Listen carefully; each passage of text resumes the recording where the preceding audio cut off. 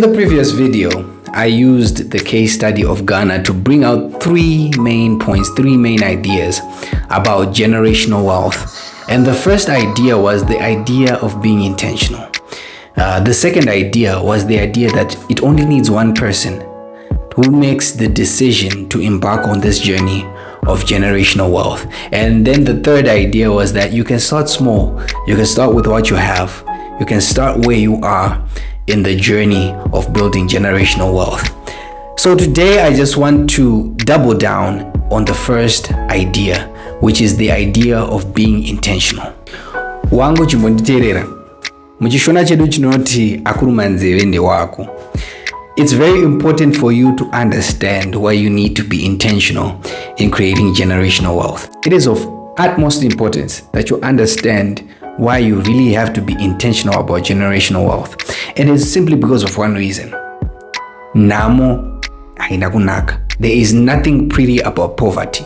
There is nothing pretty about poverty. One of the biggest reasons why we have high levels of poverty in Africa is that we simply don't think generational. You have to hate poverty for yourself, for your children, and your grandchildren. And you have to understand that there is a law of generational transfer. The law of generational transfer simply states that something has to be transferred from one generation to the next. This can be habits, this can be genetics, but in this case, it's generational wealth. Generational wealth has to be transferred from one generation to the next. But here's the scary part. Creating and transferring generational wealth is not magic. So you really need to be very intentional and make the decision to transfer generational wealth.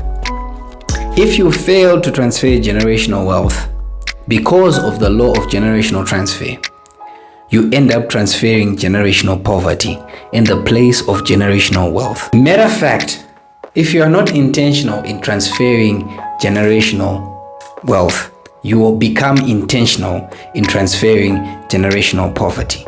Rega ndinyatso dedemure nerurimi rwamai. Kana usiri kusira vana pekutangira pakanaka, uri kuvasira nhamo nematambudziko. And this is something we urgently need to address as Africa and as Black people. Instead of leaving our kids with bills and debt, why not leave them with real estate, with trust funds, with cash generating assets? At least somewhere to start. Think about it.